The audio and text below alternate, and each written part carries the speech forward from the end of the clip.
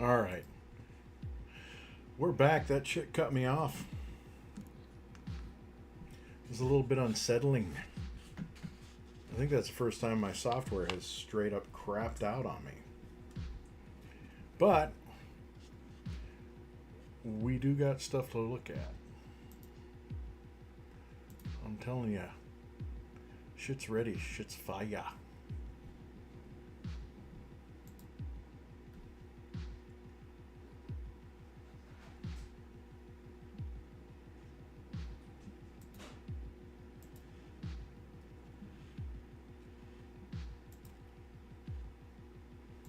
We're into the shit.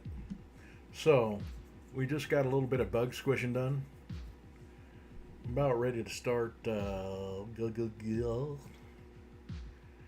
into some other stuff here. Now, that said, I want to make sure that we're getting some stuff done where stuff needs to be done. You know what I mean? I sure hope so.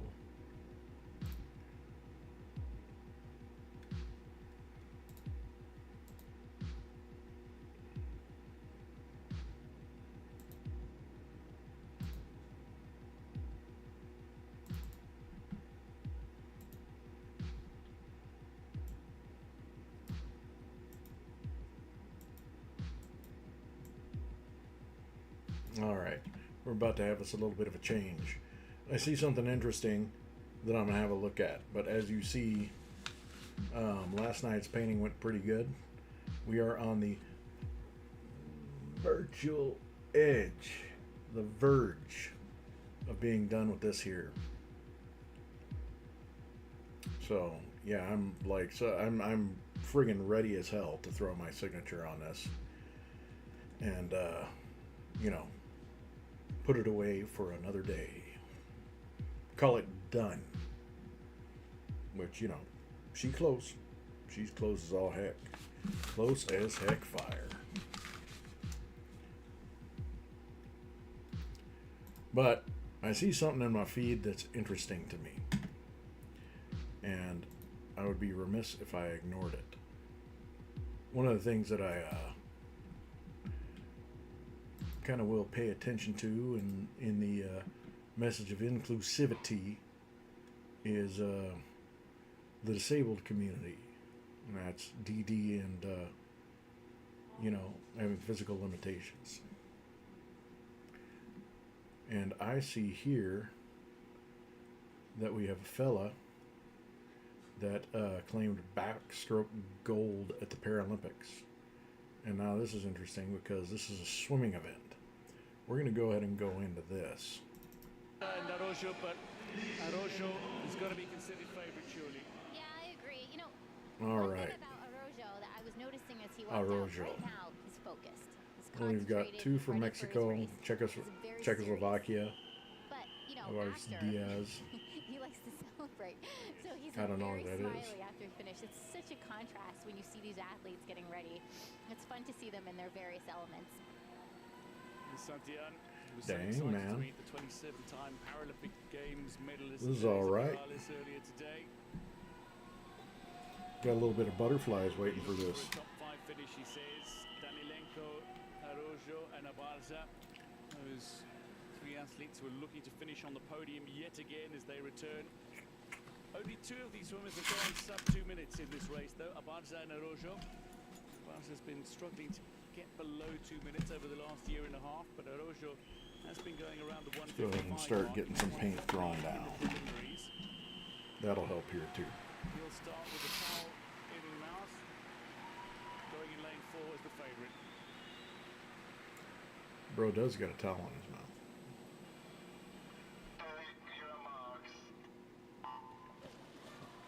Well, he gets off to a blistering start, does Araujo, uses that underwater as well, and he's got 15 metres to use, and he'll use almost all of it as well. As he breaks water, he is well in front. Whoa, Many man. others over in the pool. Danilenko and Abarza are looking to have a bit of a battle. Blunderdome gets off to a really good start. He goes in lane 1, and it's whether or not he can hold it in the closing 50 as well. Abarza is going to challenge for a silver medal, you would suspect. He is straight doing the worm all the Still way. wants to be able to swim that sub 2-minute swim. Can he produce it once again here in Paris 2024? You know, with the Brazilian, it's so interesting because in the Olympics, people talk With the about so Brazilian, much all of the underwater. she's talking about the how swimmer powerful they people, were, not how they the had to stay, you know, proverbial less than 15 meters. Brazilian. And in the Paralympics, that doesn't happen as much. That's because just where people my don't mind have went. the same, Okay. you know, Fucking push-off sorry. on I'm the fucking wall. sorry. They don't typically go the 15 meters. But the Brazilian, even though he doesn't go 15 meters, has an unbelievable underwater swim. And that God damn, puts him bro. at the advantage off the start and then again off the turn. You can see he basically then uses the lower half of his body as a flipper and he kicks his way down the pool. And so what he does is he gets this advantage off the wall and then he has to hang on because the Barca and the other swimmers who are able to use their arms, now they start to have the advantage and are going to start to make up some of that time.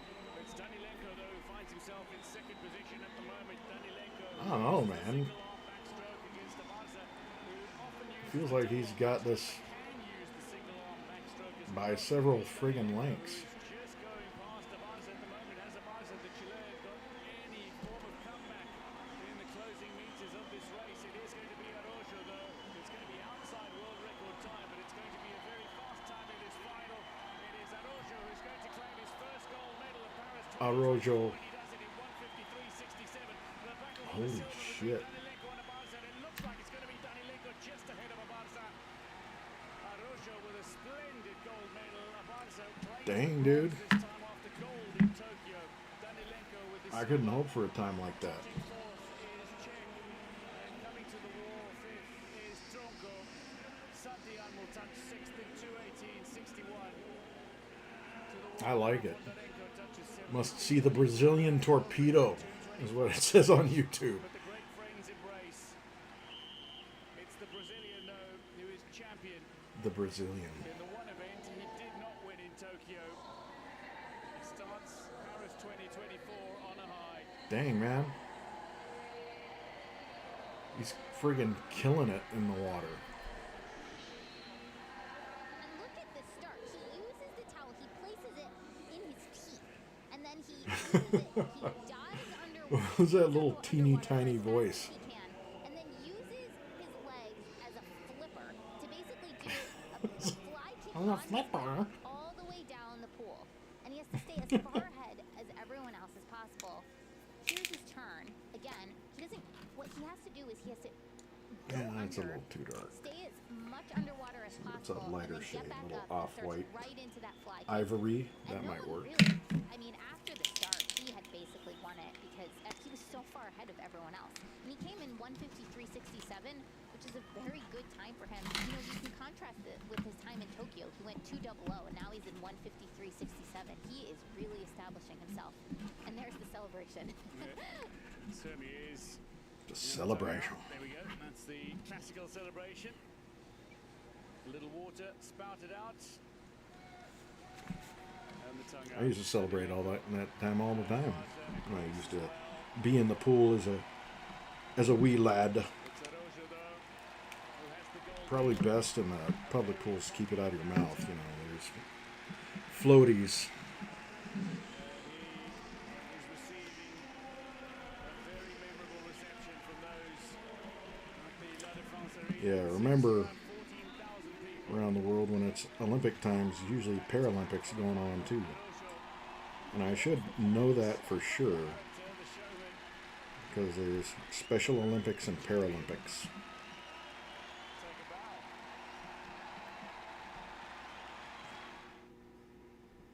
Man,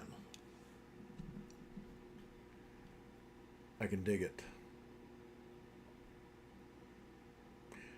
MAGA hate boned? Boned? Who does this? Like, for real, who does this?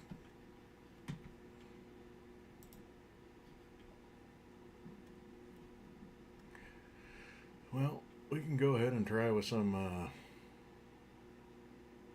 because I want some dramatic newsreels.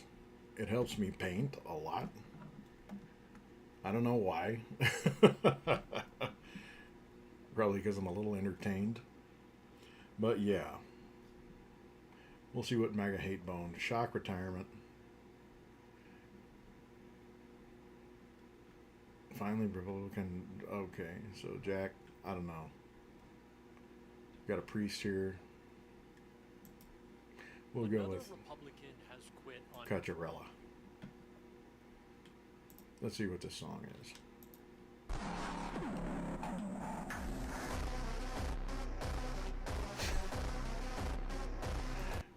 All right, let's see how it stacks up. I'm willing to give it a go.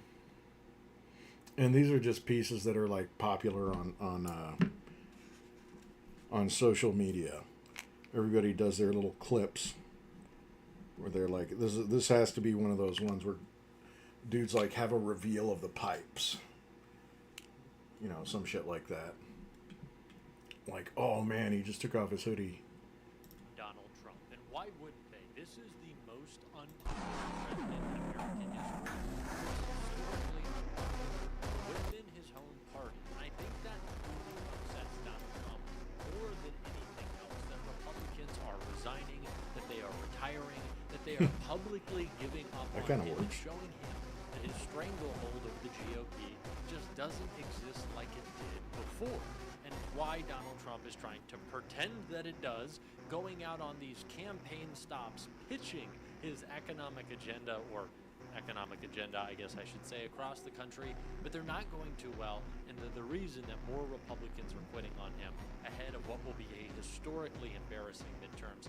Jessica Tarloff broke down why these campaign stops are such a bad idea for Donald Trump, and it's where I want to start before we get to that Republican saying goodbye to Trump. Saying goodbye to Trump. Trump has been around for too long as a feature in our lives to do this as like wedding, and it shall go on forever. It feels to be like I'm, writing him off. But what they're talking about is a very real change in sentiments. They say, the base is with him, and the MAGA base has been with him since he, came down the golden escalator. Though there has been a big drop in his support among non-college voters down to Check -9 that overall. out.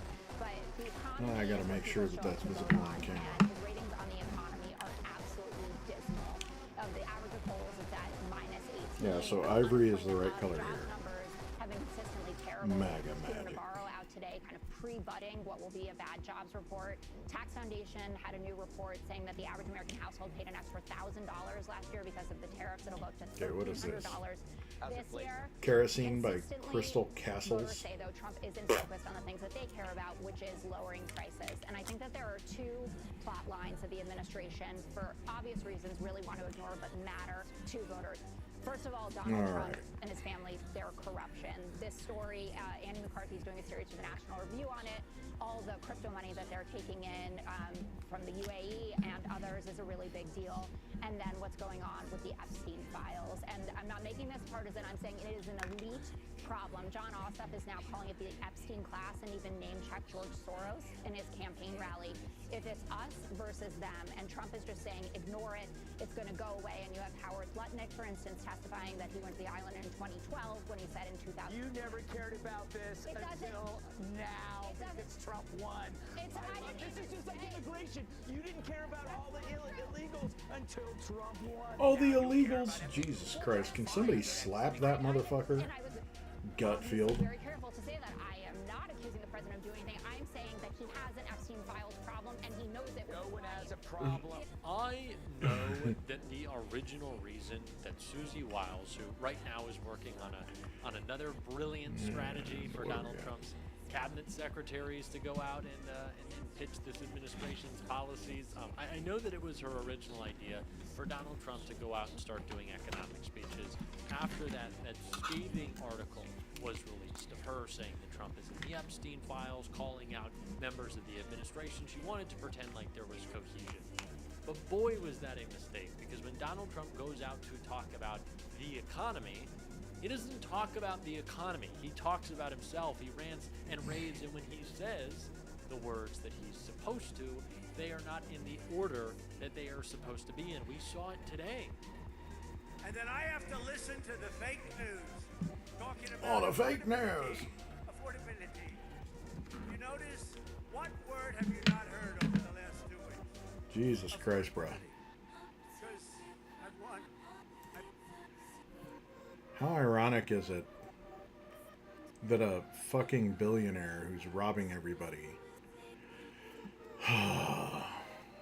complains about how everybody talks about how they can't afford shit?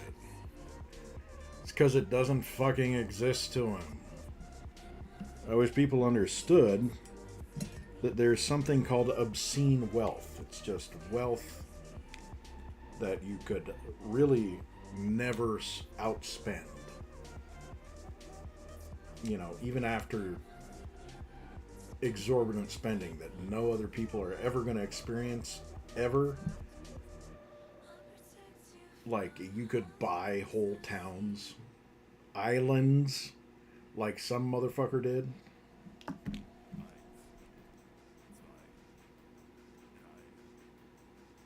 I sein drei. Okay, so that's Ramstein. We're going to go ahead and stop that. Because I'm not trying to get a fucking copyright strike. But still, my point stands. There is a billionaire fucking crying about the fact that normal people have a concern for being able to afford shit. And I can tell you, if costs were proportionate,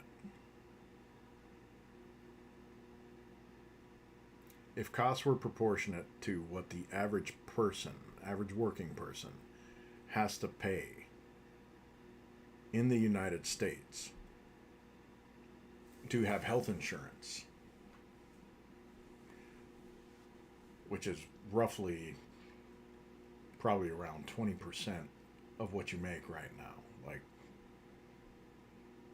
it's not small.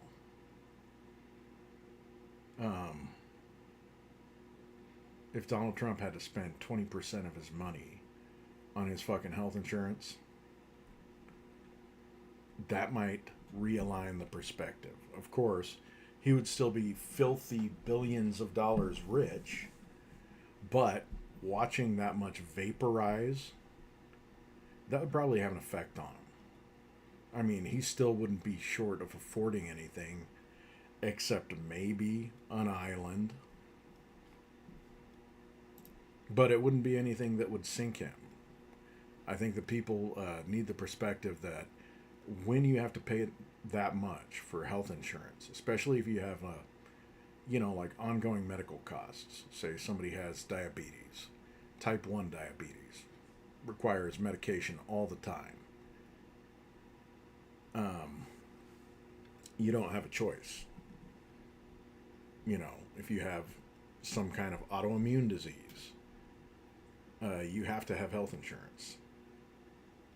It's not optional in this country. You have to have health insurance. And to not only, unironically say there's a problem with affordability after all of the fucking money that stupid bastard has thrown away on shit. And now he's talking about putting $10 billion from the United States into the what is that stupid thing? The Board of Peace? The Board of Peace, which is basically a slush fund that he's going to use to buy up pieces of Gaza after they've already, bombed it out and killed everyone. There's nobody left to resist.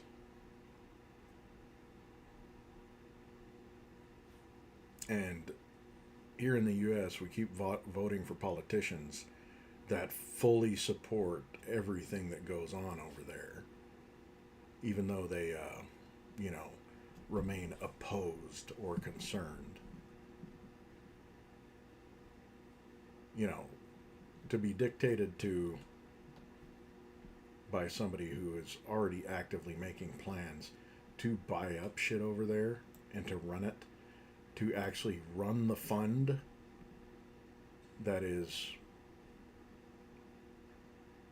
you know, not regulated. It's regulated by him. The fix is in.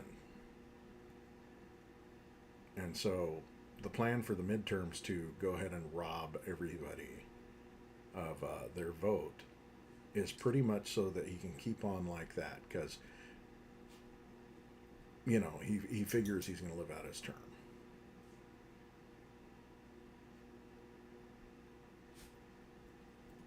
I don't think so, not with the amount of strokes he's already had.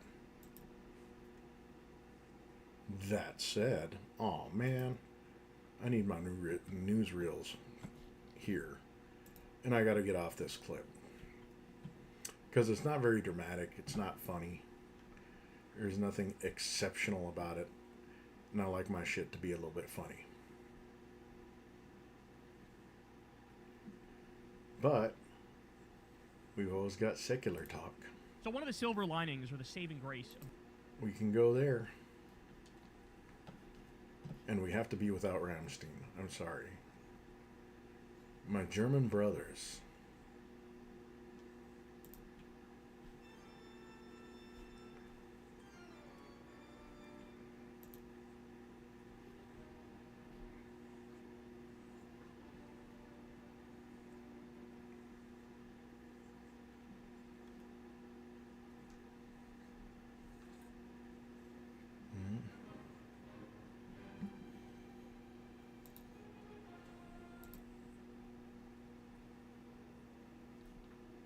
Why does it always go to Moonlight Sonata?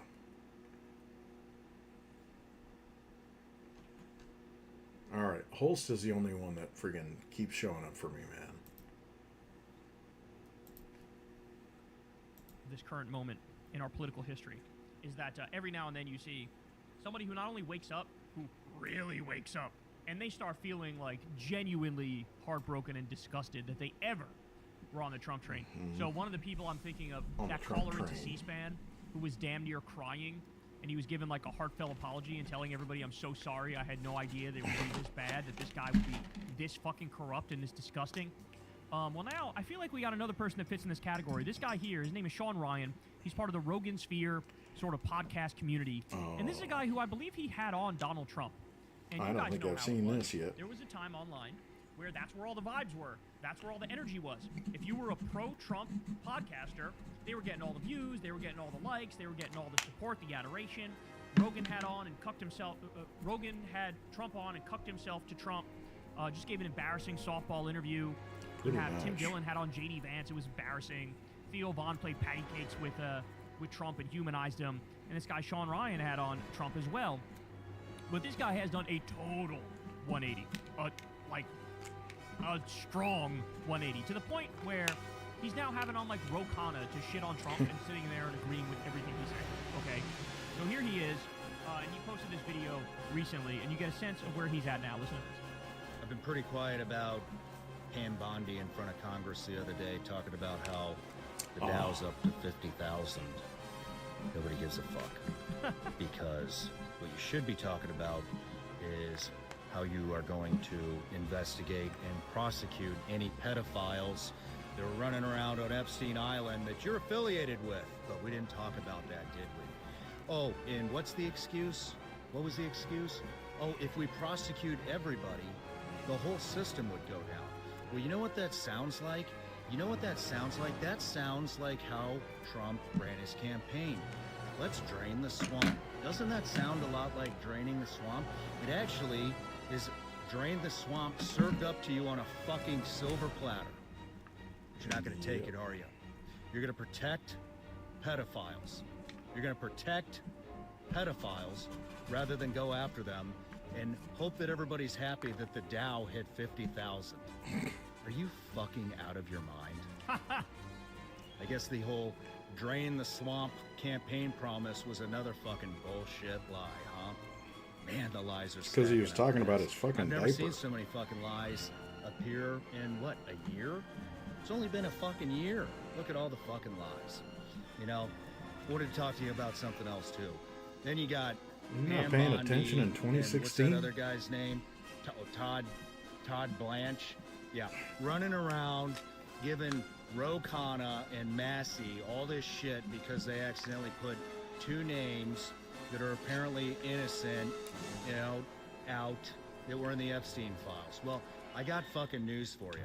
You know, you have two guys that are in Congress that are actually doing shit, and you give them shit because they made a mistake when they're trying to do the fucking job of the entire Department of Justice, because nobody over there will do their fucking job when it comes to putting pedophiles away in prison. So you give them shit because two people. So this is trying the to got do the religion job moment. of the entire Department of Justice. Fuck you. Fuck you. God Something damn. shifted, man. Something shifted, something changed. I don't know the exact moment. I don't know what it was. I honestly think it varies person to person what was the awakening moment. According to the public, the polls really shifted against Trump. You want to know what it was? The Epstein ballroom. The ballroom. The fact that he kept, in every interview he was doing, he was asked about, "Sir, Charlie Kirk just got shot in the neck and murdered. Are you okay, sir? How are you doing? I know you were close to him. I know he helped you win the White House. Oh yeah, the Are you ballroom. okay, sir?" And Trump goes, "I'm doing fine. Look over there. See that? That's where we're gonna put the ballroom. You see the lamp? See they cleared it out a little bit. They're making it all nice. And when I'm telling you, when it's done, it's gonna be amazing. And presidents have wanted it for years. We're finally delivering on it." That was a moment where the public went. They snapped out of it. Seriously, you saw like his approval went like just started going straight down because people finally got it. Like, hold on. Unemployment's going up. Inflation's going up. I'm struggling. My Medicaid got taken away. My health insurance premium is tripling. What the fuck's going on here? Didn't you say you would end the Ukraine war on day one? Didn't you say that? You didn't fucking do that. Like, and now you're bragging about She's looking remodeling good, the people. Lincoln bathroom and building a fucking ballroom financed by billionaire assholes where there's going to be some pay-to-play deal. You're demolishing the East Wing of the White House without even fucking a thought. There's video of Trump before he demolished the East Wing. He goes, "That's my favorite part of the White House. I would never get rid of that part of the White House. We have tremendous respect for the East Wing." Tremendous. Then he fucking demolishes it. This is who this guy is. So that woke the public up. The thing that woke up anybody who was still in the periphery of MAGA, the thing that they were like, whoa, and Andrew Callahan talked about this too, some of the strongest supporters were the ones who dropped quickest when there was the Epstein files, when the Epstein files started coming out and we started learning more. Because there you have, what's his name? The QAnon shaman. He totally turned on Trump as soon as the Epstein files. The QAnon shaman. That was like the core of what was keeping them Trump supporters. Is, oh, he's gonna bring down the deep state and he's gonna go after the pedophile cabal. And no, it turns out he's the leader. He's the head of the pedophile cabal. He's the head of the snake. It's the He's cabal. all over those Epstein files. He's in the Epstein files 1,000,000 times. He was in the redacted files 38,000. And that was only the first 1% of the files when it came out. There's all sorts of dirt on him. No, he's part of the club. He's in the club. He literally told Marjorie Taylor Greene, all my friends will go down if you release this. It'll hurt my friends. Well, then fuck your friends. And the system should come down, as Sean Ryan said. If it's a shadow government of moneyed interests, if it's a cabal of pedophile billionaire sadists, and they're the ones who make the decisions, and they're the ones who really run politics, well, that's a fucking problem, isn't it? That's a pretty goddamn good argument for having actual democracy, and not this fucking this sadist The aristocracy, kleptocracy. right? This vile cretin cabal. And so, they're waking up. They're waking up. And by the way, let me just say, this was always the plan, y'all. This was always the plan. I mean, I remember screaming from the top of my lungs in Trump's first term when he was running. Well, when he was campaigning his first time around, and he goes, "I'm self-financing my campaign." I remember going the next day and going, "That's not true. That's not true." Here's an article that explains all the billionaires who are giving him money. Here's who he's raising. Here's the corporations he's raising money from. Here's the billionaires he's raising money from. Here's exactly how the corruption works. Here's the super PAC that's spending on his behalf. Because he just lied. He just lies. He gets away with a lot because he just lies. He'll just say the opposite of what he's actually doing. But now people are catching on, and they're realizing, oh my God, we've been lied to all along. So the whole point, Trump was not a rejection of the establishment. He was the culmination of the establishment. He was the establishment's last line of defense. That's what Donald Trump was. He is a fucking billionaire. He is a billionaire, okay? He's in the club. The real goal all along was to protect the interests of the pedophile cabal. The whole point was Project 2025. Go full unitary executive theory and make Trump an emperor. Go full Christian nationalism, okay? and go after the atheists, go after the agnostics, take away people's rights, take away abortion rights, go back to a primitive style of government, okay? The destruction of the regulatory state on behalf of the corporations and the billionaires to let them do whatever they want and pollute however much they want. That's the goal. The destruction of the social safety net to make sure that it's a dog-eat-dog world. And if you're at the bottom rung of that ladder, there's no way you can get up. You're going to shut up and be a fucking slave peasant to Jeff Bezos and to Mark Andreessen and to Peter Thiel and to all the other assholes who end up going on Joe Rogan's podcast. Because basically it's the Jeffrey Epstein experience over there these days. Okay? This was the goal. The goal was to ban blue states from doing free school breakfast and free school lunch and ban states from doing minimum wage increases. This was the goal. So understand what the purpose was and what Trumpism actually is. It's the Empire Strikes Back. There it is. Okay? They're not the rebels. They're the Empire. That's what they are. That's what they've always been.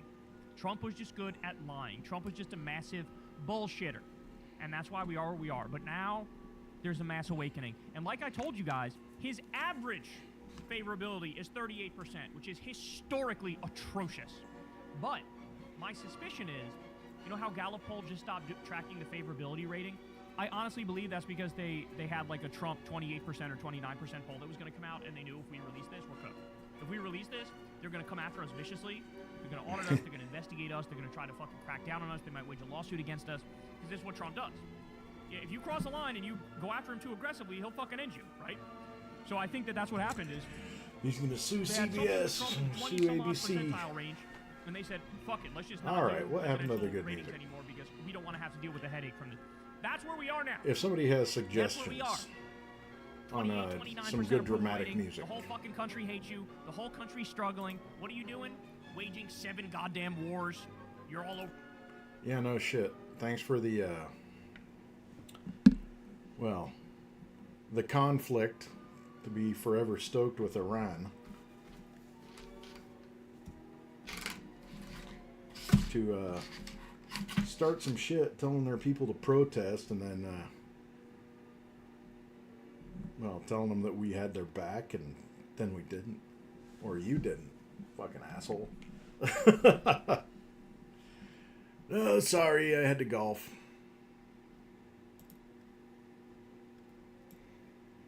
But you can't really trust a man who shits his pants to get rid of the press.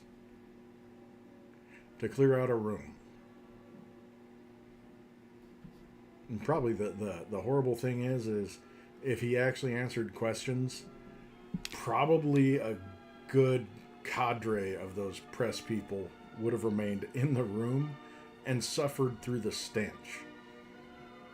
I mean, he's never shit his pants, and you look at people's reactions where there isn't somebody who is like, they're on the verge of swooning.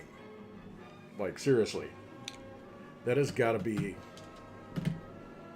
ungodly odor. Ungodly goddamn people. Epstein files are the most corrupt regime we've ever seen ever in human history. Okay, you're making everybody's life worse with every decision you make, with the trade war and the tariffs, and now the retaliation from that is destroying U.S. farmers, and you're bailing out fucking Argentina to the tune of $40 billion as you screw over American farmers. They're sick of it. People are sick of it. They're waking up. They're realizing what happened here. And that's why a poll came out the other day that said Kamala would win by 8 points if the election was today against Trump. That's where we're at. That's where we're at. And guess what? It's only going to get worse for him. Hey, y'all, do me a favor and like and subscribe. It helps out big time in the algorithm. Click the bell as well for notifications when videos drop. And watch that video on screen right now. You know you want to. You want to. Oh, goddamn. And mayhem ensued. Alright, so I'm subscribed. It doesn't bring his new shit through. But... and I don't know, it's he, her, I'm just going to say homeboy. Kills it. I don't know if he's got music on his shit. But... he's going to turn himself into Pam Bondi. Oh, so all of you are asking me to recreate Pam Bondi's makeup, but for 4 years under Joe Biden, not one of you asked me to recreate the makeup of Merrick Garland. Get ready with me to do Pam Bondi's makeup look. Welcome back to Queer Eye for the MAGA guy, gal, and non-binary pal, the show where I, a liberal, reach across the aisle to help conservatives recreate their favorite politicians' makeup looks. Yellow color corrector under the eyes. I cannot decide if Pam Bondi's makeup is wonderful and she's very unattractive. This is appropriate or now. if her makeup is horrible and she's quite attractive. Actually, no, it's not. I know Pam Bondi is absolutely evil, but somehow at 60 she looks younger than 28-year-old Caroline Leavitt, and I don't know why. Have they had all the same plastic surgeries? Probably. A lawyer always told me to say this, so in my opinion, Pam Bondi's makeup is extremely thick and shows signs of her covering up rosacea. So we are going to go in with a green color corrector on our chin and under our nose. And up into Yeah, this our music cheeks. fits. This fits Now, perfect. you might be thinking to yourself that this next step is completely out of order, and you would be right. We are going to take some setting powder and put it on top of our yellow color corrector under our eyes before we put our foundation on top. Is that going to make it clumpy and crease? Yes. God damn it. I just realized this may be a little bit too distracting, considering I'm working with colors. And fucking ADHD, it's like a landmine.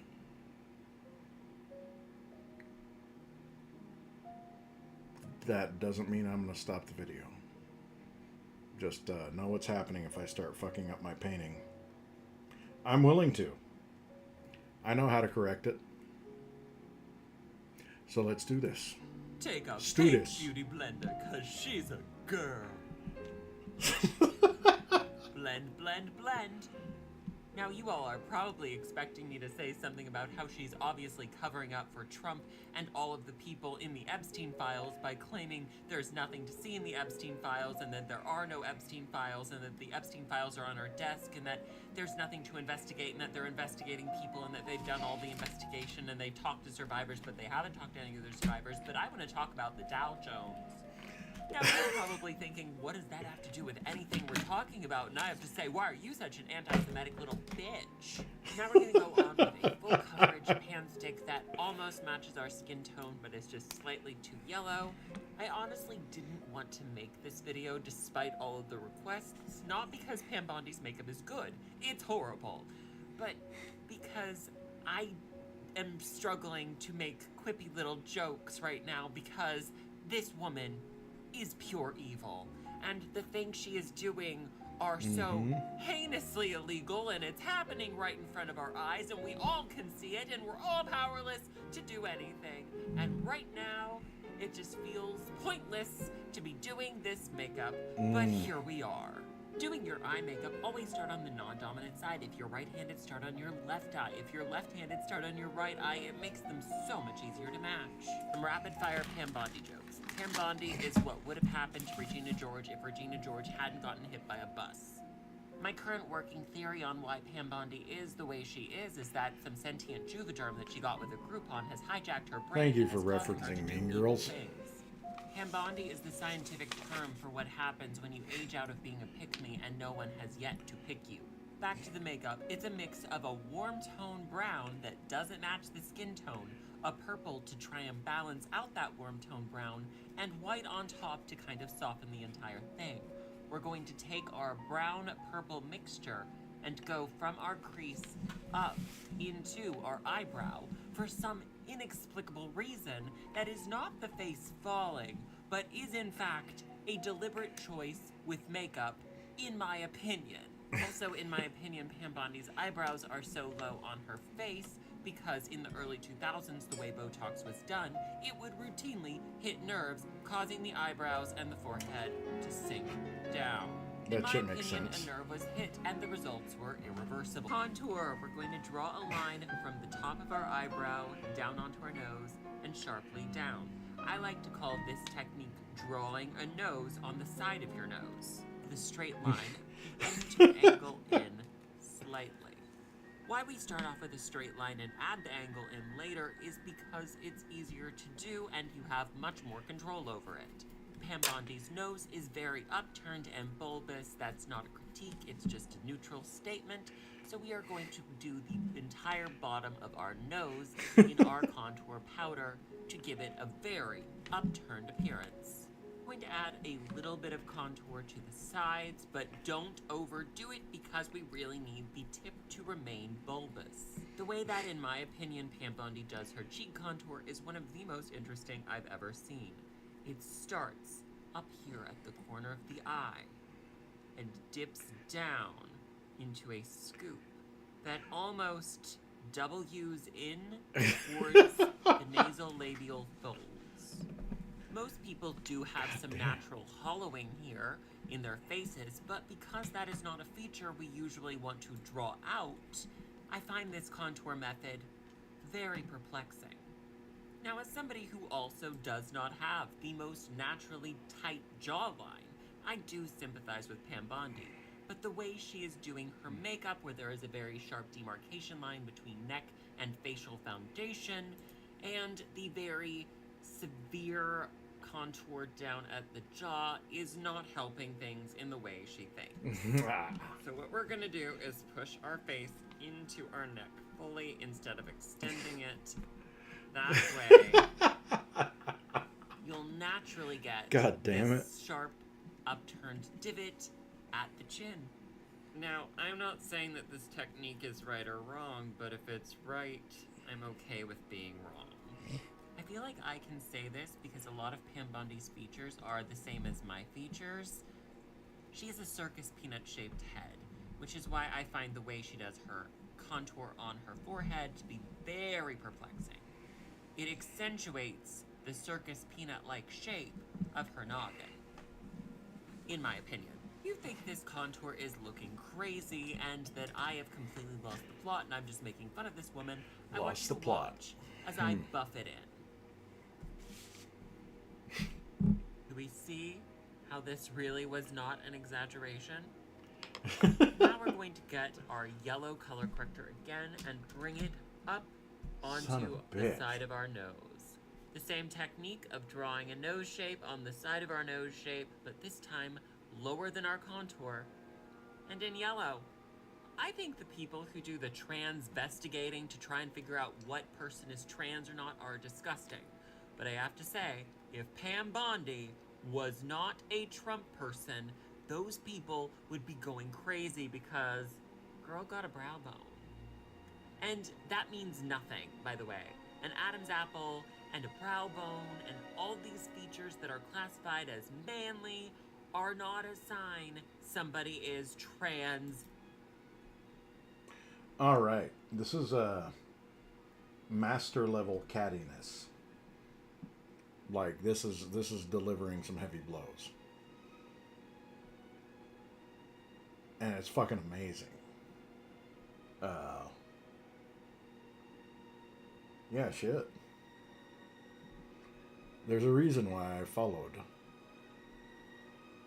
Let's see. For the MAGA guy, gal, and non-binary pal. Yeah, channel on YouTube is And Mayhem Ensued. I don't know what the other socials are. I'll find out, maybe put them in the notes later. But yeah, this shit's gold. I'll probably do a couple of more minutes, maybe skip to the end. I don't like doing that because that's, you know, these guys are monetized. At all. It's ridiculous. But we are going to take our yellow color corrector across our brow bone and down onto our nose in a T for Trump formation.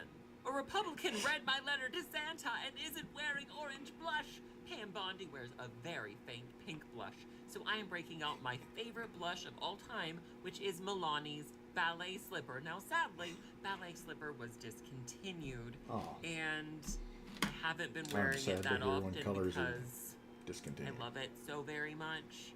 It's this beautiful, very pale pink that just shines on my skin tone. A lot of people complained that this color just didn't show up on their skin, but for me, it's quite pigmented. And so, yeah, I hate to waste it for this, but here we are. We're also going to do a bit of the blush on the tip of our nose so we look like a cold ice cream. Well, I have some happy news for people I want to talk about, which is Nixon didn't go to jail, but his attorney John Mitchell did. And I don't know, that just brings me a little joy right now. We are going to take a rose-colored highlighter and slide it on our cheeks, right above where we did the blush. You might have thought to yourself, I thought we left these fan brushes in 2016 and don't use them anymore. Yeah, most people don't because they're pretty pointless, but some people do. Now, I am not a conspiracy theorist, but I do think people should be looking up how Pam Bondi was Attorney General of the state of Florida when Jeffrey Epstein was operating in the state of Florida. Yes. I've seen a lot of people online talking about how Pam Bondi's lips are so thin and she should really look into getting some lip injections. Well, as a thin-lipped person myself, I do think she's had injections. In my opinion, just that her lips were so thin, that's what happened. Now, in my opinion, when you look at her profile, it almost looks like her lips were on the inside of her mouth, which a lot of people in my family have lips on the inside of their mouth for real. And if they got injections, I think it would just puff it out slightly upturned. I'm gonna take a little bit of my white NYX jumbo stick and just ever so slightly go over my lip liner to push it out just a little visually. To pout it. Eyeliner and go slightly on your top lash. We do not want a wing. We actually want it to taper in at this corner and be bigger at that corner. The corner on the bottom lash as well. Now, I would tell you to do light coats of mascara, but for Pam Bondi, we're going to do very thick coats with a mascara that's very clumpy and should probably be thrown away. These lashes aren't triggering somebody with arachnophobia. You are failing at doing the mascara. A little bit of this Master Chrome bronzer.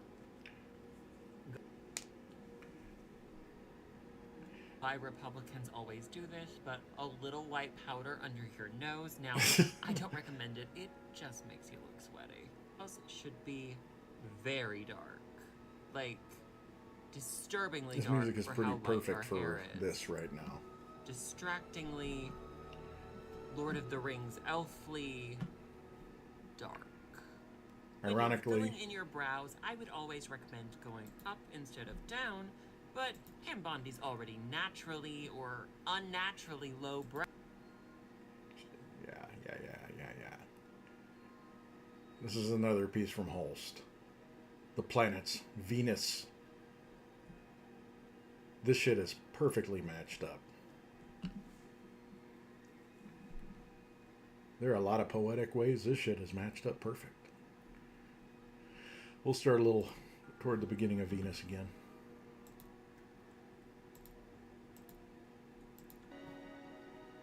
All right. Back to the lessons. Take us away. Brows seem to be filled in from the bottom, decreasing her eyelid space. Little red lipstick, and I will be right back.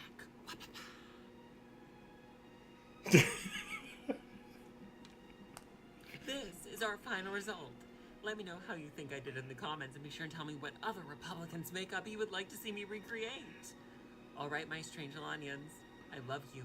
Have a hug, a cookie, and a juice box.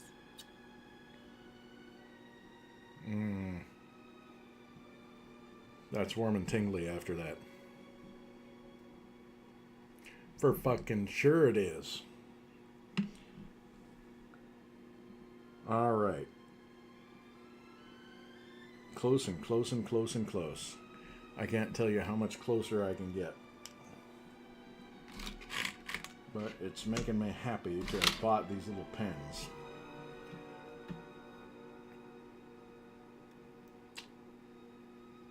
Yeah, so these little pens that I got, these acrylic markers, I'm bragging on them until they break or until I've used them up. I don't care. Master's Touch from, well, let's do this. These are from Hobby Lobby. I know Hobby Lobby isn't exactly popular with a lot of folks, but look at this. I've never seen little brushes like this. They're all pen size. They've all got acrylic paint in them. And they have that little painting nib inside. Little brush nib. And so far they're really durable. The marker is sturdy. These are really pretty heavily built for what they are. And ton of colors. And you can blend them with pretty much any other acrylic.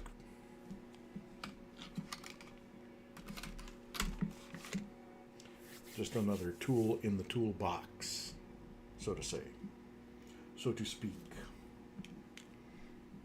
Blessed be, however it has to be expressed.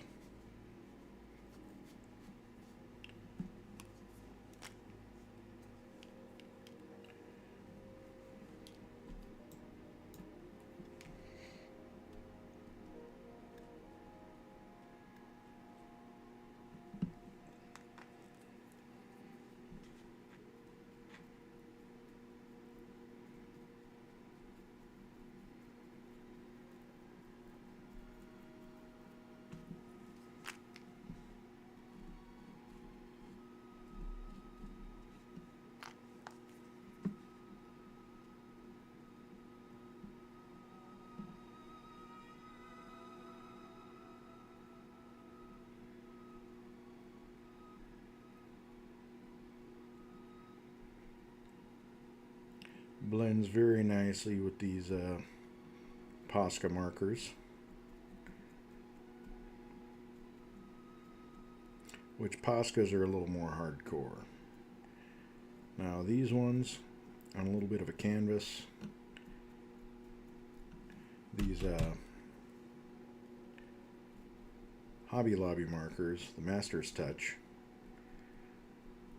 they will stick just fine to canvas. No muss, no fuss. But when it comes to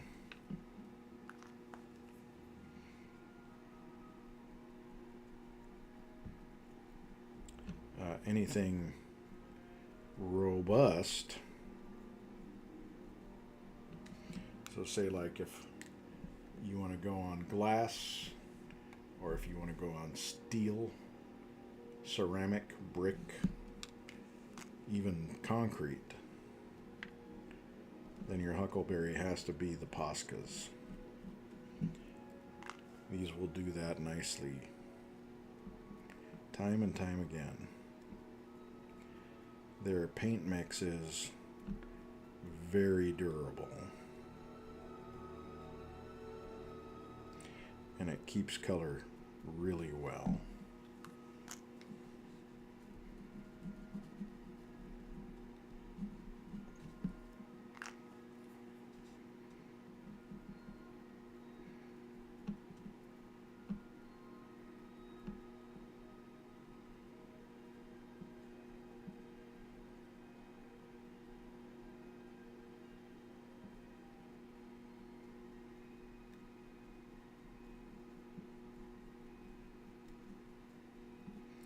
Oh yeah.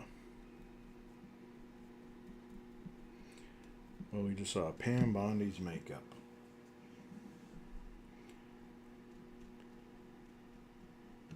And I'm glad I came across that suggestion. I had forgot. He did Christy Nome, the last one I saw. And mayhem ensued. Let's check it out real quick. Who do we got? Caroline Leavitt. Melania Trump's makeup. Glenn Powell's. Wuthering Heights. Oh, he did a Miss Piggy? I don't know if he did Miss Piggy makeup, but maybe not.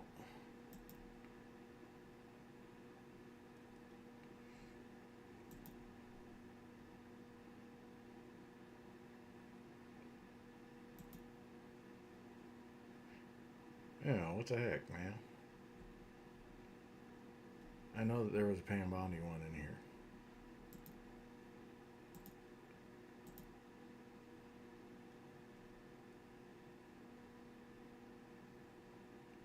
J-Lo's most controversial.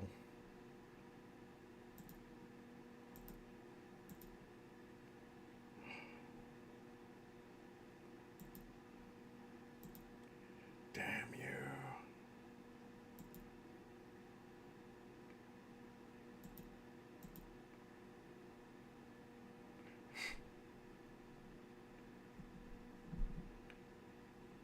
Queer eye for the MAGA guy. Alright, we're going to get on out of here.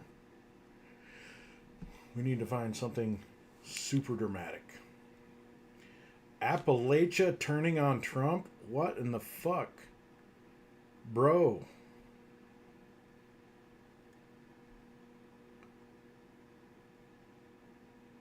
This guy looks like in his church the holy water is actually the mayonnaise. And they're turning on him.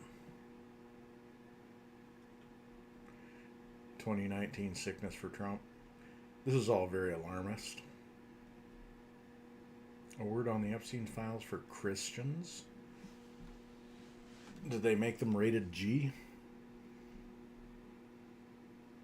His pedo mates.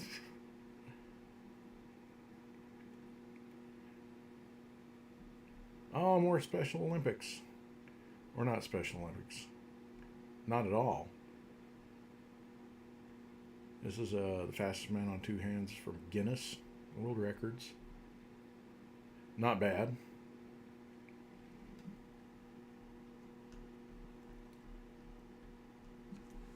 But we've got places to go now. Definitely for sure. Cardboard modeling clay. That could be worth a watch. I've seen it before.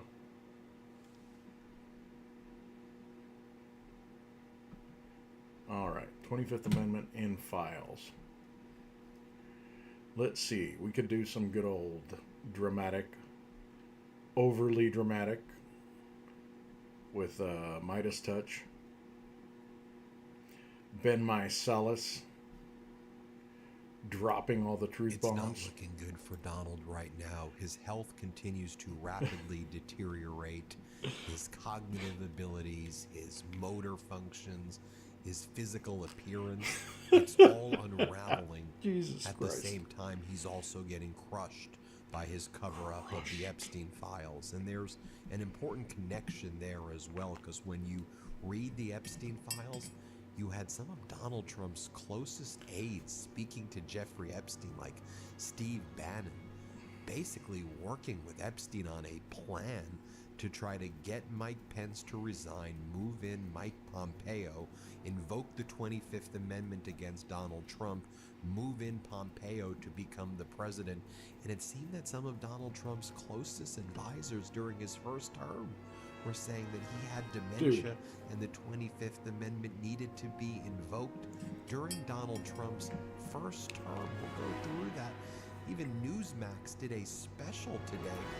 If this shit's in the files, there is actually the plans on the table from Bannon to Trojan horse this asshole. I wrote a little something about that, like when they were running them again. It's like, yeah, they're just doing that because they can flatter him into doing whatever the fuck they want. Which that's pretty much what happened. He ain't saying all that white supremacist shit on his own. He's getting fed that. I mean, I'm not saying he's not a racist, because he's pretty much a piece of shit when it comes to that sort of thing. But saying things like poisoning the blood of our country, yeah, those are laid there, especially for a certain group of people. And he's got all those assholes working for him now. That was all strategized. Disgusting. All right, back to it. Ben, you're not fucking putting your back into it, bud.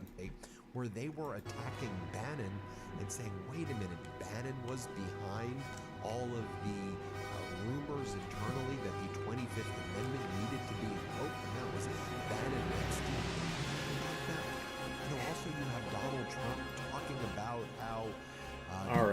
go a little river bit on smells like poop, and that there's all this sewage in it, and he keeps blaming Maryland in talking about that.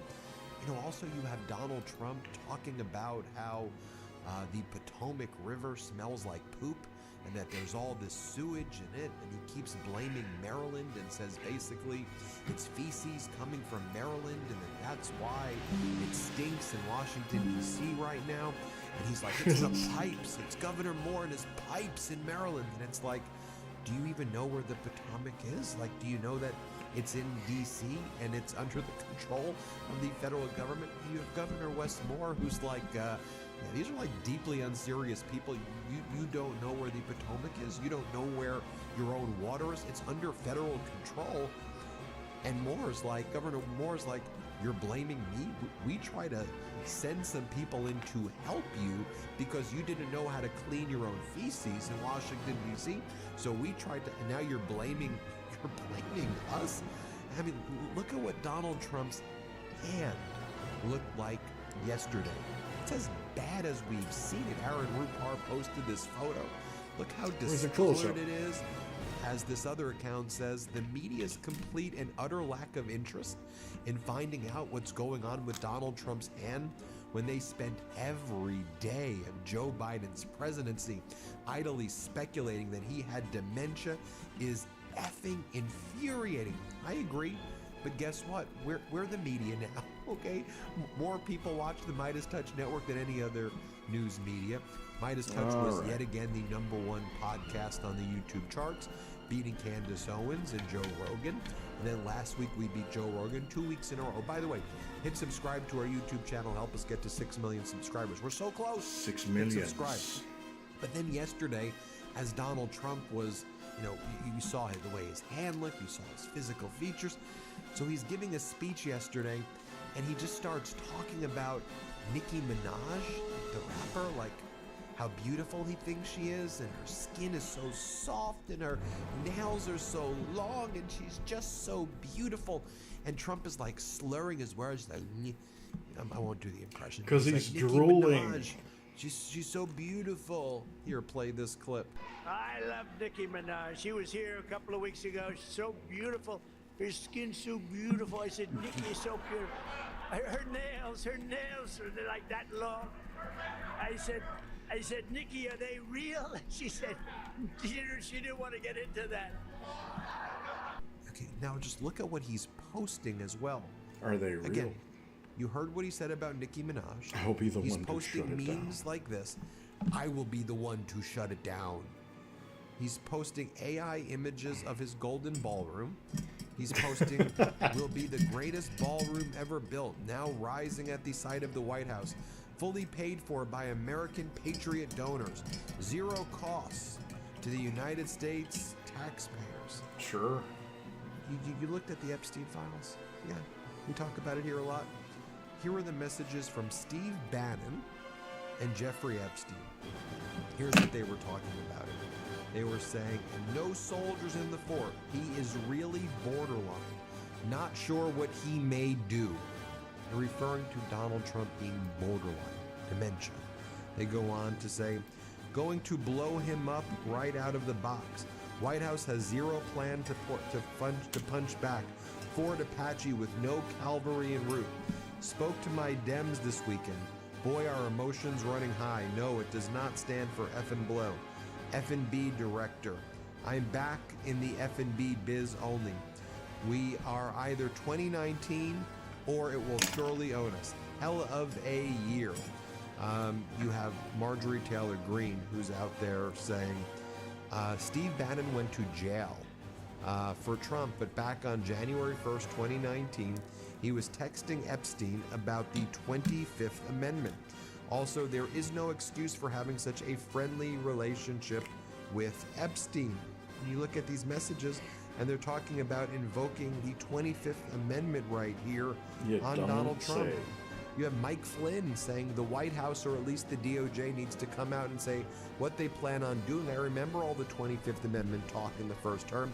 It was really ugly, and if Bannon and Epstein were behind it, Bannon needs to be brought in for questioning. This is what they were saying on Newsmax.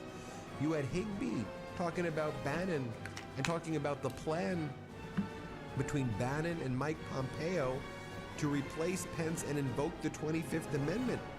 This is what Trump's people were talking about. And Epstein was in the center, helping Trump's first cabinet and helping some of Trump's advisors try to get rid of Trump with the 25th Amendment because they thought Trump had dementia. I mean, there are emails here from Epstein saying some at dinner with Donald Trump last night were concerned about dementia. Tons of makeup, did not recognize old friends. And that's one of the things that we're seeing right now as well. Here's the Newsmax piece. Here, play this clip. And then they told us all throughout the next 4 years that our tech was secure, and it was the most secure election ever after bragging about meeting with the people who Jeffrey Epstein and Steve Bannon claimed could hack our elections. Their words, not mine. Make it make sense. But why was Bannon or any other officials in any other role meeting with people who, according to these emails, were doing or trying to do or possess the power to do all that? Let's look at some of the other stuff from these files too. That even goes How about we have an crazier American than this flag stuff. on some With more Bannon. shit? Why was he talking about replacing Trump, swapping Pompeo as the VP with Mike Pence, and then using the 25th Amendment to make Pompeo the president? These are text messages with what is assumed to be President Pompeo, Epstein, huh? confirmed to be with Bannon. So nice, Quote, people. I like the idea of Pence stepping down in favor of Pompeo, so when it Ladies and happens, gents. he becomes president. That's from allegedly Epstein. And I'm thinking it. What do you mean by it? It. Bannon responding, that is his name, has this been shopped? Epstein replies, Rudy did lay out impeachment, Pelosi vote, and don't go after Ivanka. Bannon says, great. Great. Impeaching Trump? Well, I mean, we now know Pompeo was not a product of MAGA doctrine and was heavily critical of Trump once he left his first term, showing his true colors, and Bannon wanted him to become president? Am I reading that? There's a possibility that Bannon did nothing wrong and these are being misinterpreted. There's a possibility, giving him the benefit of the doubt here, considering he was, like, I defended this guy. I thought he was good for the administration initially. But there's some splaining to do about beyond talking about a documentary to revitalize Jeffrey Epstein's image. You guys know I'm all about clean living and making smarter choices at home, especially this time of year when I'm thinking about habits I want to stick with long term. And one thing I've been paying more attention to lately is reducing waste in everyday routines. All right, bro. So, there it is. We had conspiracies already against Trump. Back in the day already. Back in the day. Bad dogs. He was out of control.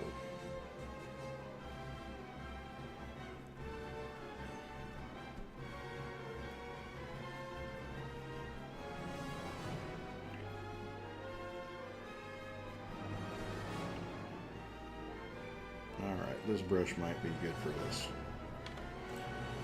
Getting a little bit of a light quality that I wasn't getting before.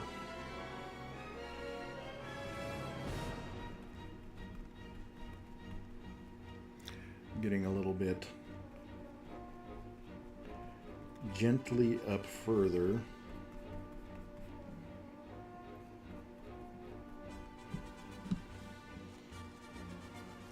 All right, ladies and germs, I'm going to call it. There may be things that I'm going to do with it later, and that sounded bad out loud in the context of these fucking perverts we're reporting on. But I'm going to put my signature to it. I think that'll be a good thing. That will allow us to move on a little bit.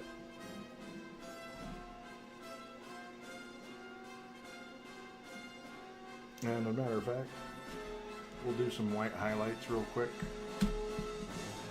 because we do have some.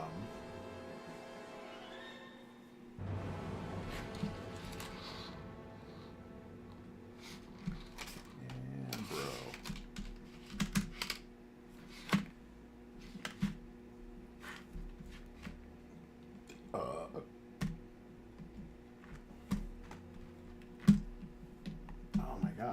Get the freaking marker out.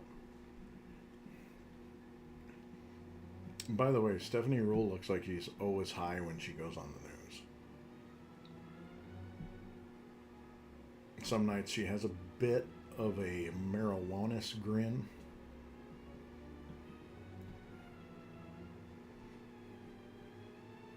Ranch getting destroyed. Christian retreat for kids. What?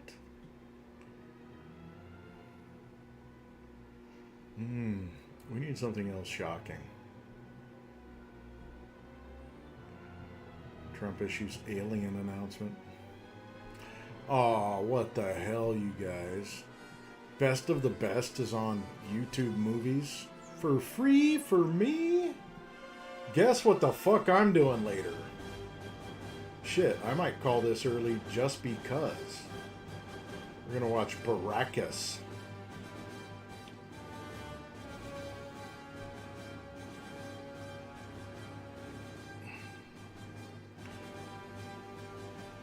Alright, Rebel HQ, I haven't used those guys. I haven't used those guys on a live yet. So we'll change to that. But I'm hoping if anybody's watching, they take any interest in the political stuff, the news stuff that I like reading in on. That we're beginning to notice the patterns of the powers that be. How, by and large,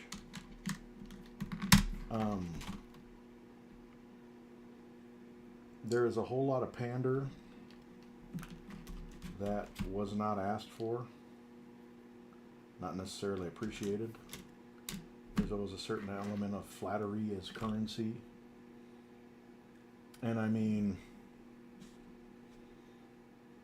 I'm going to check those Epstein files, and we're going to see later on. I mean, it bears a checking. Because, I mean, if these guys were already planning on torpedoing Dear Leader with a plan on replacing him,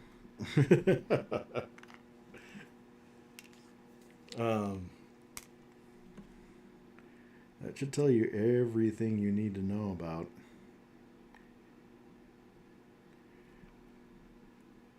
how manipulative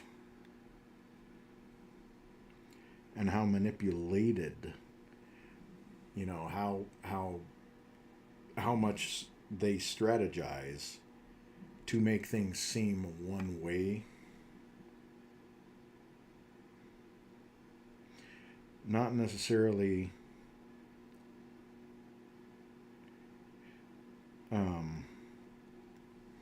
for the good of anybody except themselves.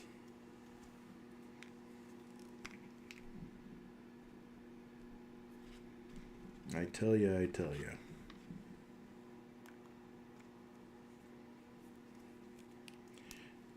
And we're about to go neck deep in James Tallarico. It's him, and it's Ms. Crockett slugging it out for Texas.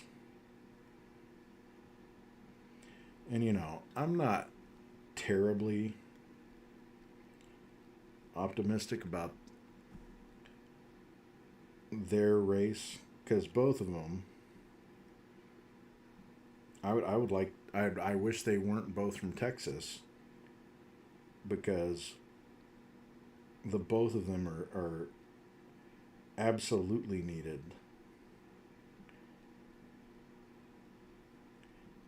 And could be used pretty much anywhere.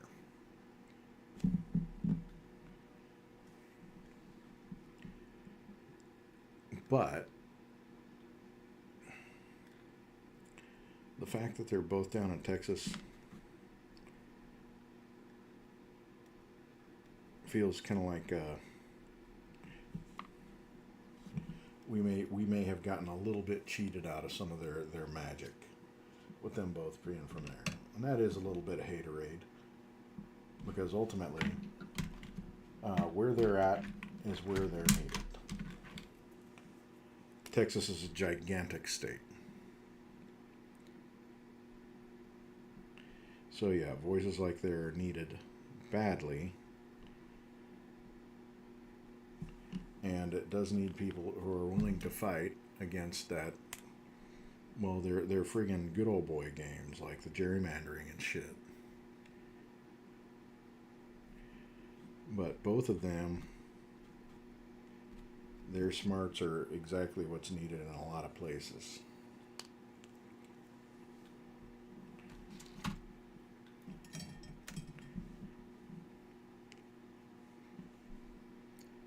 And so we're going to get back to that here in just a second. I'm just doing some final little touches on here for old Sugar Bear.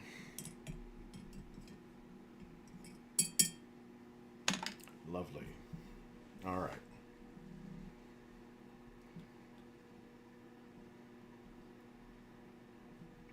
Let's get to it, my peeps. James Tallarico. Politicians who talk the most about being a Christian, who are the least Christ-like.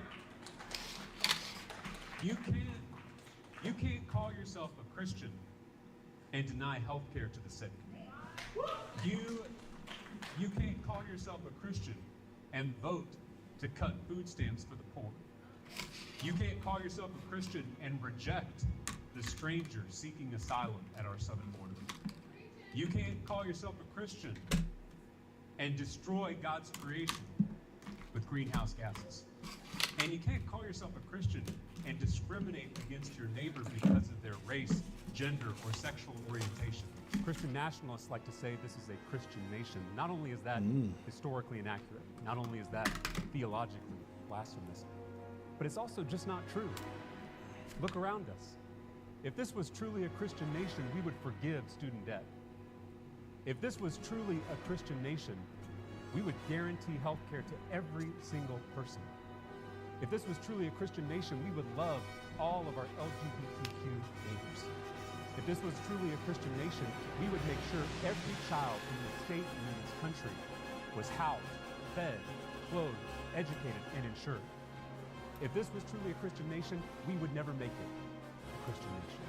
Because we know the table of fellowship is open to everyone. Texas Senate candidate James Tallarico is absolutely preaching here, and is delivering a message that goes far beyond partisan politics, just like he did during this town hall. I hear you talking a lot about the wealthy and billionaires, and how is that not just like pushing for class warfare? We already have class warfare in this country. It's the billionaires waging war against the rest of us. And right now, the billionaires are winning. They've been winning for 50 years. Trickle-down economics is not a theory, it is theft. For 50 years. For 50 years, the billionaires have been stealing from the American people, stealing the wealth that we created. It's why everyone is so angry right now. So I'm not fighting for class warfare, I'm fighting for the American people. What makes Tallarico effective in that moment is that he does not accept the right-wing framing of class warfare. He translates it. He takes a term that sounds like academic jargon or partisan attack language, and he reframes it, plain moral terms. Instead of talking about the rich versus the poor, he talks about fairness. He talks about hard work. He talks about whether people who put in the hours should be able to afford a home, health care, and a future for their children. That is a smart strategy because voters, especially in Texas, may not identify as progressive, but they do understand when the game feels rigged. They do understand when wages stagnate, CEO pay skyrockets. They do understand when their grocery bill hurts more than it did a year ago. This is how you expand a coalition. All right. Come on now. You got to get back to him. You're low energy. Low energy. I have to get out of this. Now, James Tallarico is not particularly low energy, but he is charismatic, even with that low energy. Smithers. You know why politics sucks right now? It's not any one politician, it is the system itself. Who was sitting in the front row at the inauguration? Who runs the 24-hour corporate media that treats news as entertainment?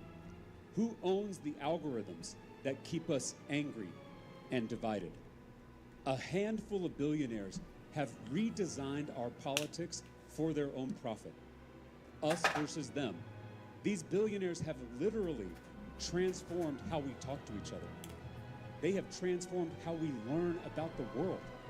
It's the reason you and your MAGA uncle, who you used to get along with just fine, now live in completely different realities.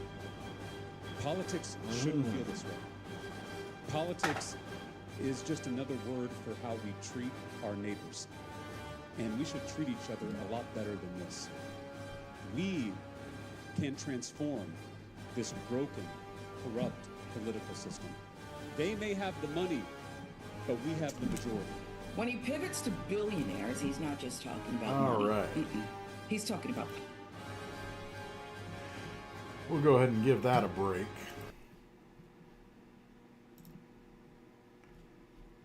She be interrupting me too much. Sometimes I just want to let the boy cook.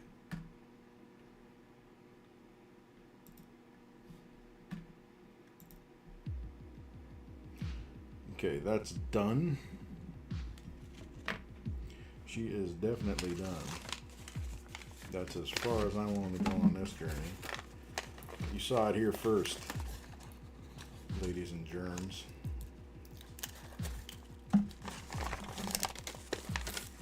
And my dogs aren't even here to celebrate with me, little bastards. Okay. So peeling this off.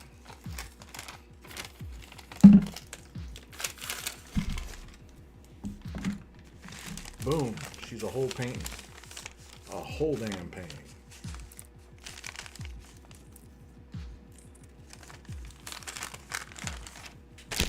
Good to go. All right.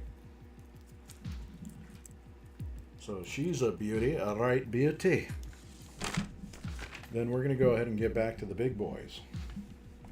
I'll work on them for a few minutes because I have not touched this for at least 3 weeks. And part of the reason is because, well, shit, I was kind of in an impasse. This is as far as I could take it with what I had. I probably could have gone, honestly, a little more at just color development, especially on this side where our young dark horse gentleman is there. Let's see, can I get this out a little wider shot? Yeah.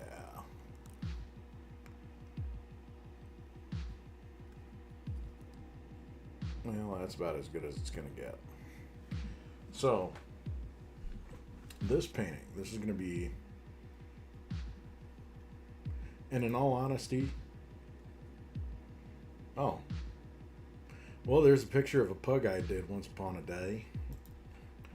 It's good for you. Shit.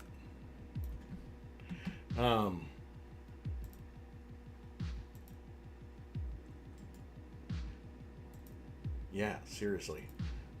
Forgot what I was talking about altogether. But, long and short, there's a lot of detail, a lot of little light areas that I didn't really get to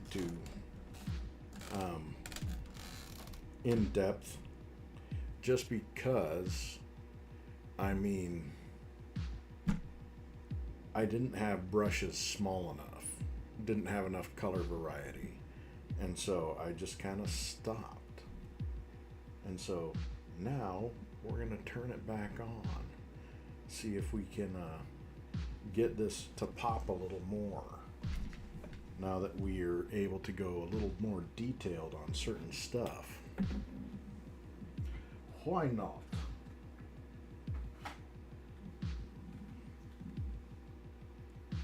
Why not?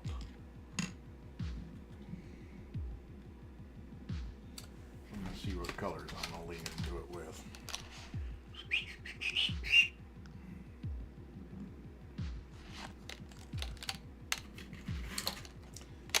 lot of colors to pick from.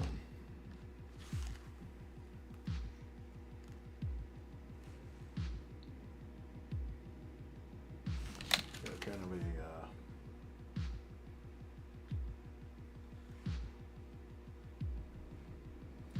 very light pink hue.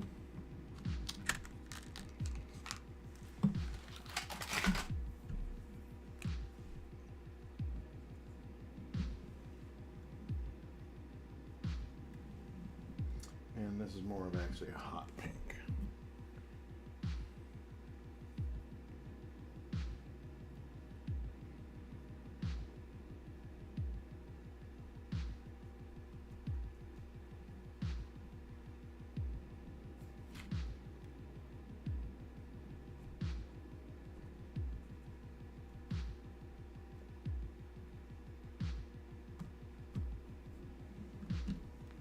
Matter of fact, this might take a drop of the red ski.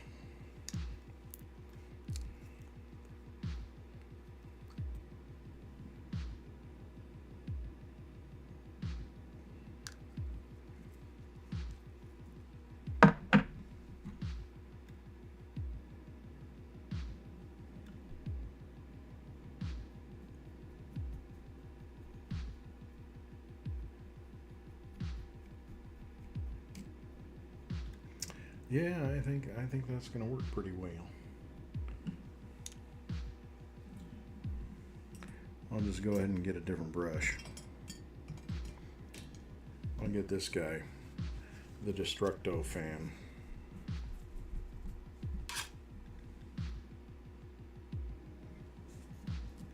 See about putting a little gleep glop gloop in here.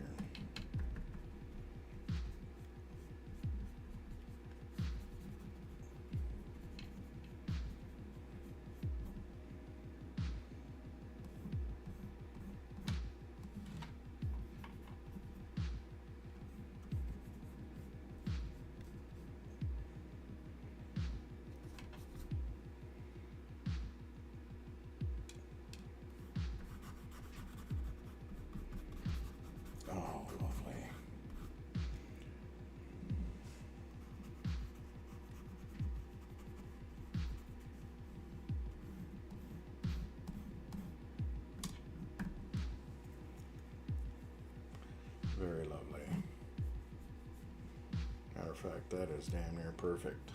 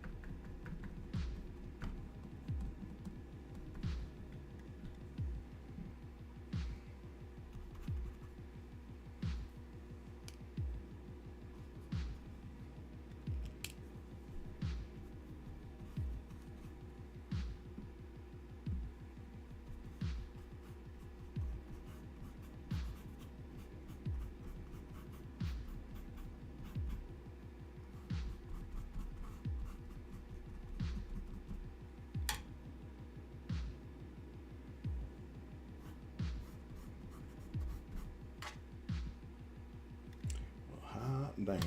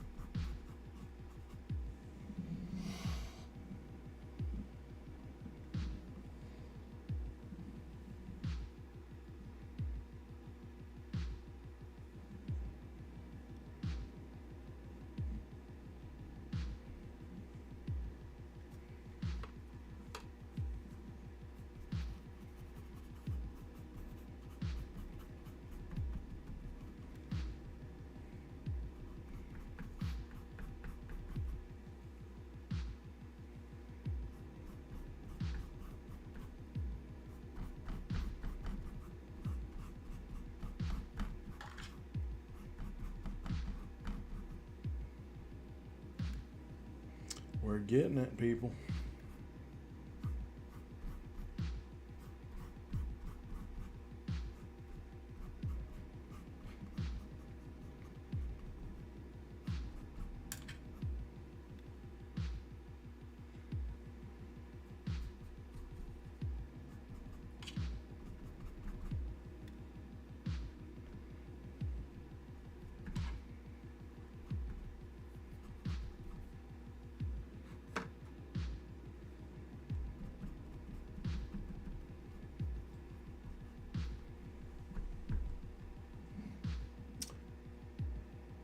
Yo.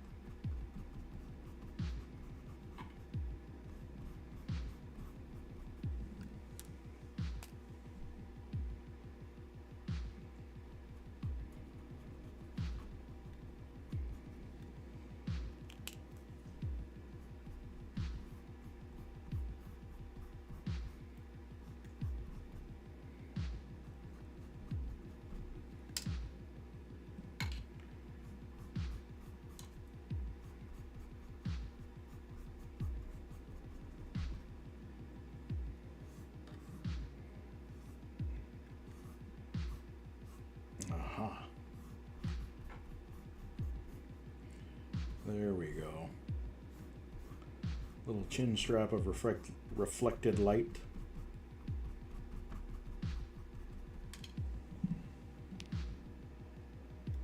Not bad, I says. Not bad at all.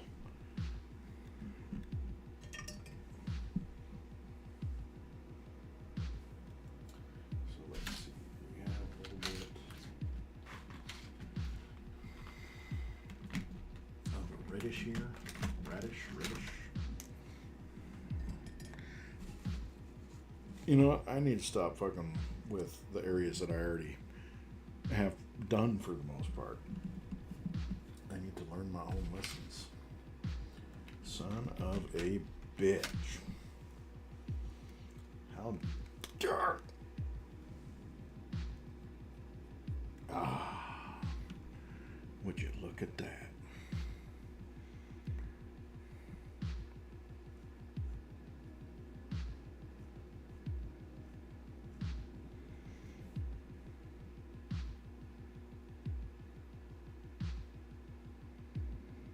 Do a little detail work here, goddammit.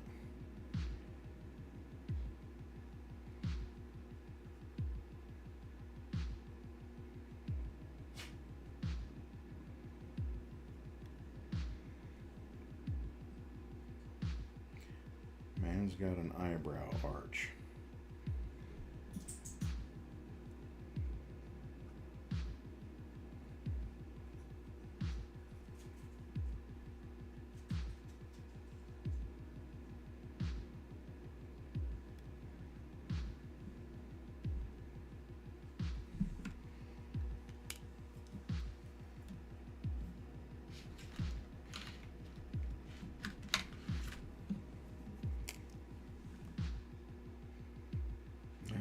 I just felt my back pop bigger than I've felt it pop in about a month and a half. That's encouraging. That means the universe is lining up. And if you say I'm wrong, you're a fucking liar.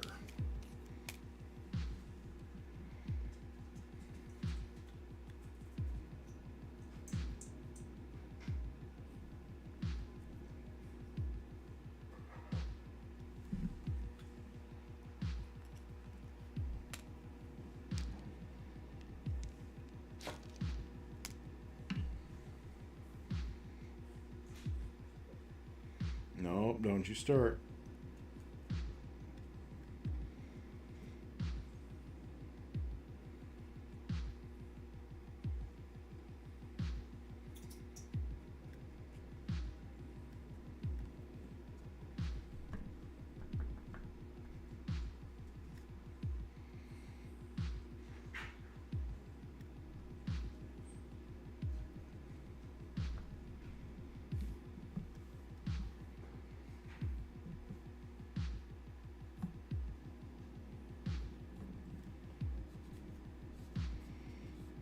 you notice, he's got a little bit of a, I don't know if that's a scar. It could be, but there's a definite line across.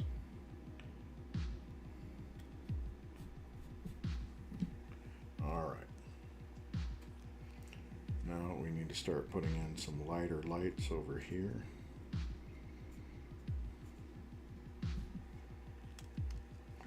And I'll just start that with a finger smudge. And that didn't really fucking work because my fingers are too dry or something. Pissed me off, ladies. Pissed me off. Let's see. Let's see if this blue will work. Yeah, that does work a little bit.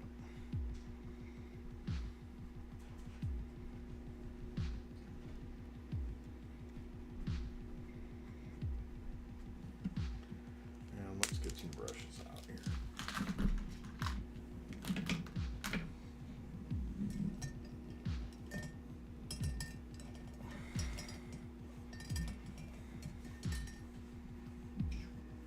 It's snowing. Huh? It's snowing. God damn it. It's snowing. Kind of piece of shit snows. It's almost fucking March. Nope. Nope. You knock it off.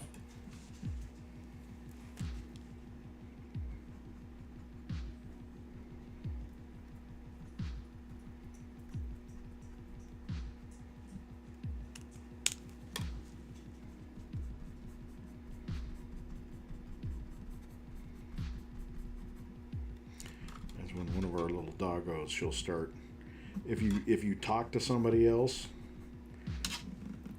every now and then, if she's not included, she'll start getting upset and start just for no reason. No reason. Like, she wants to be addressed. She wants the snacks. Even though no snacks are fucking being given out.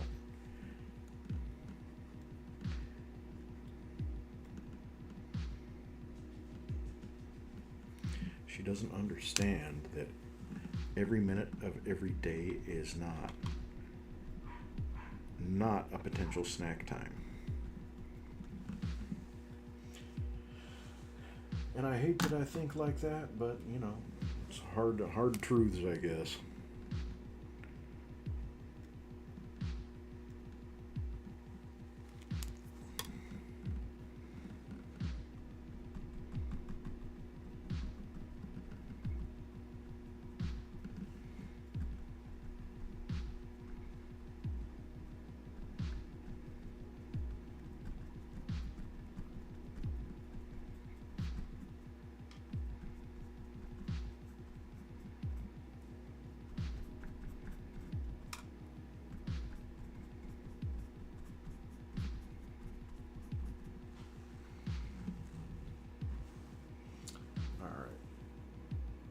I clearly messed that up a little bit. Clearly. Not apparently, not perhaps. This is clearly. So I'm going to have some makeup work here to do.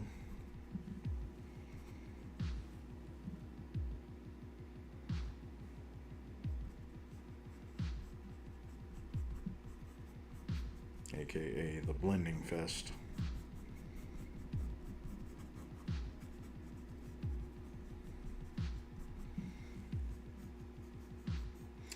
And I guess it's not the worst thing because over my years and years of painting and artwork and whatever, I know how to do these recoveries.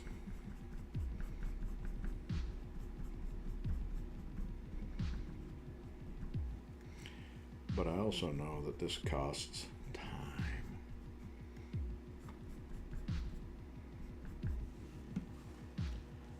Precious, precious time.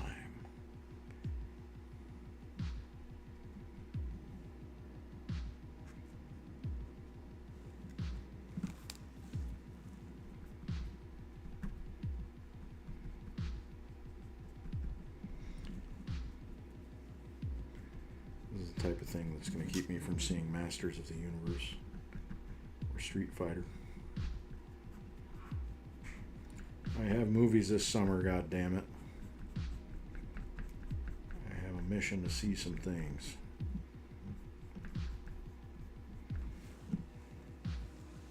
Alright, that's getting where it needs to be.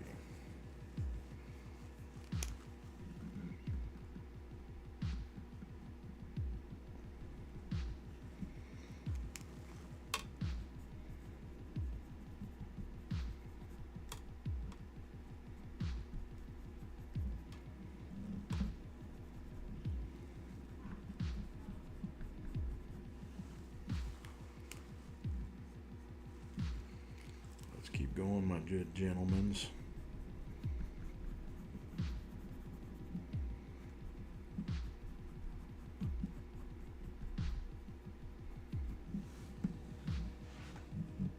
Okay. That is getting somewhere. I don't know where at the moment, but it's a direction.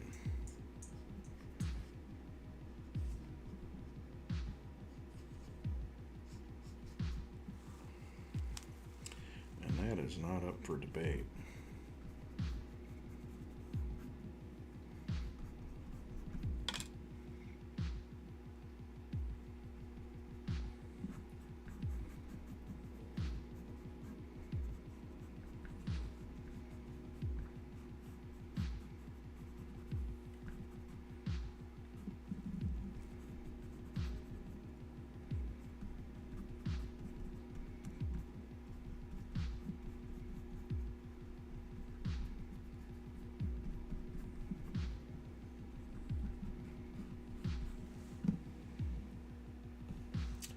Not bad.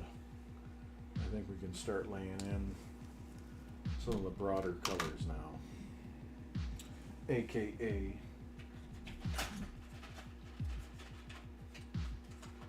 the bad boys.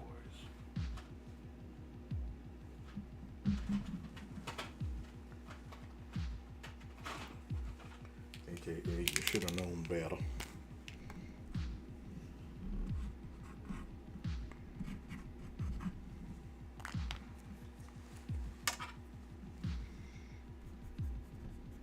I think I do need to do something about this lighting situation though.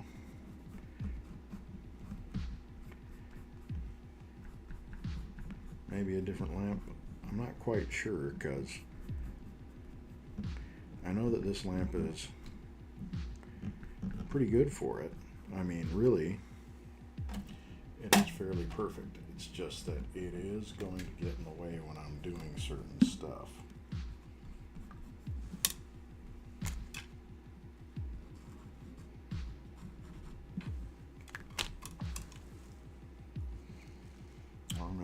Just get shorter handled paintbrushes.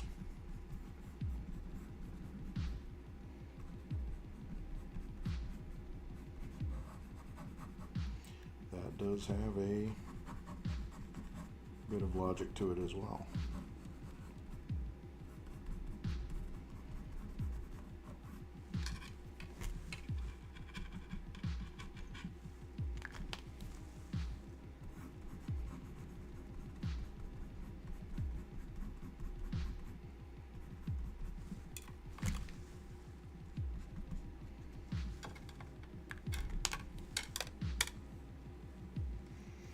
I think my face disappeared on camera.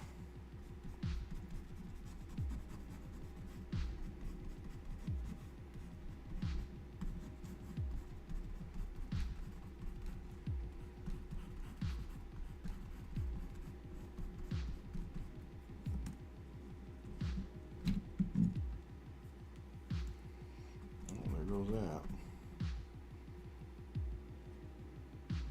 Oh, that's an easy fix.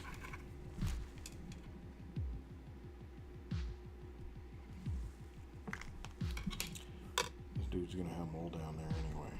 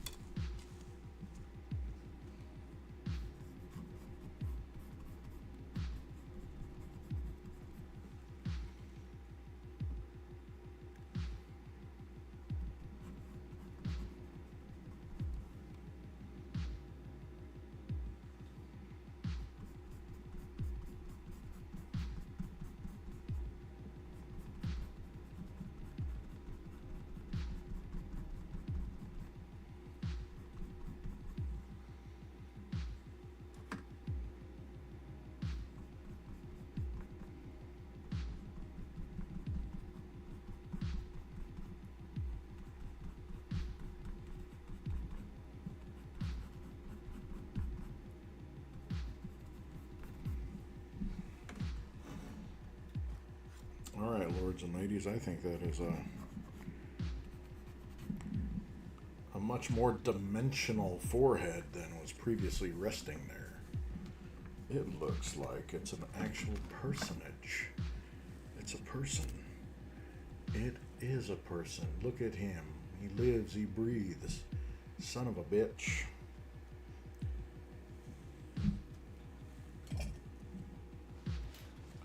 And to this fine young gentleman's mother, this is the whore of Babylon. Seductress Jezebel.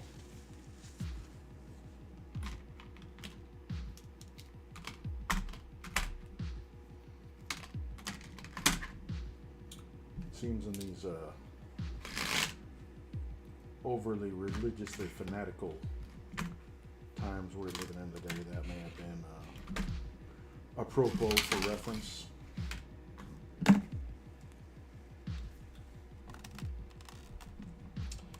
Yeah, I think we're going to go ahead and start getting some of these haircut details in. I think that's going to draw the eye substantially.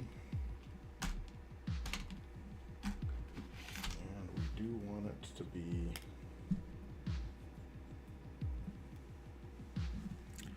right around this. Yeah, that'll work.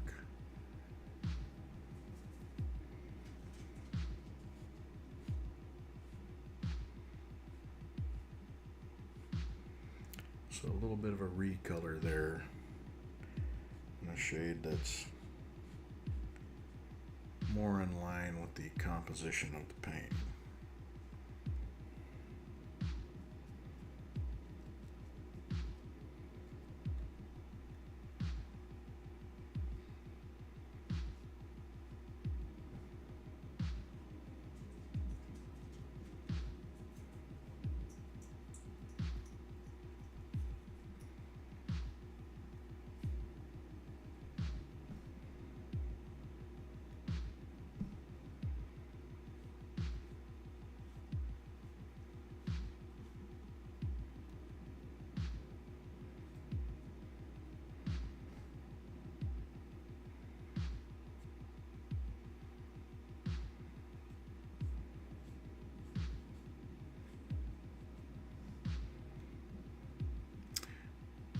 And I will be going on a little bit later with more detail brushes and such.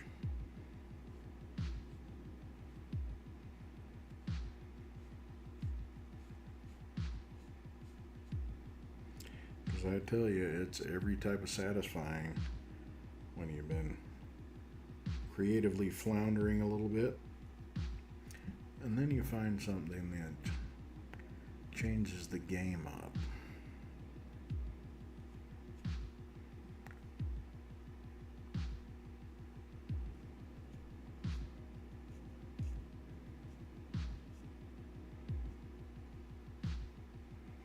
And I don't want anyone who may be new to art or always wanted to paint or, you know, kind of doubts their ability to think that getting certain products and making sure that you have the things that you want to create the art the way you want to is a bad thing, because it's not. You should be kind of thrilled to be able to do this. You know, it should bring you a little bit of excitement to have new tools and such. That's what makes it fun. If this wasn't fun, I wouldn't do it. I wouldn't do it at all. You couldn't, like, you really couldn't pay me. But here I am, not really getting paid, doing this. Many times staying up way too late. And I'm still doing it.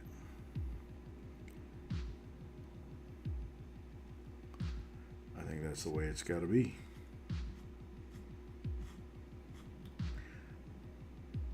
Whether I'm able to earn anything with this or not.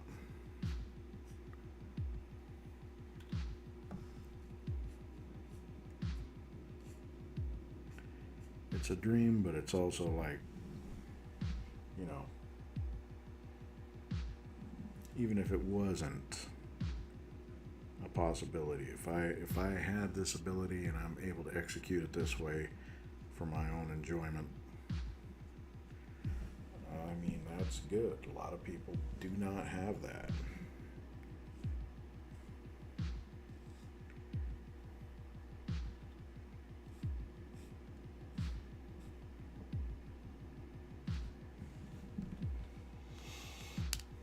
So yeah, that adds another layer of depth to that schoolboy haircut. Who you kidding there? Who you kidding?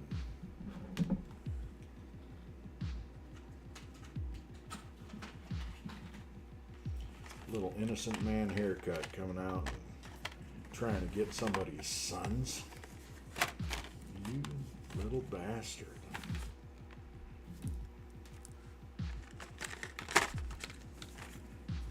Betty robbing the cradle. He's like 10 years older than this kid. I'm just making up stories in my head again. That's never happened before. Shit.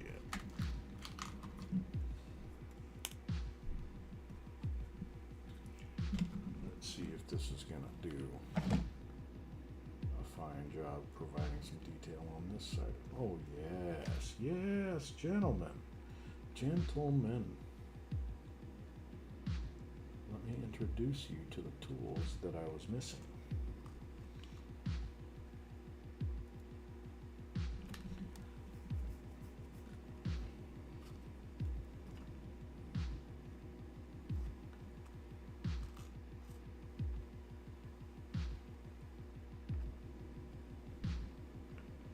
Yep.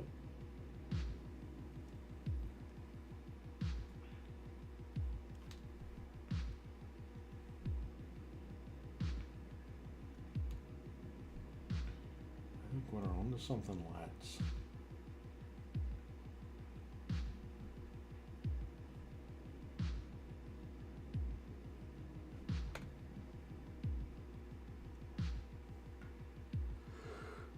Oh my lord. And we are at 12:07 a.m., son of a bitch. Here I am yawning into the microphone.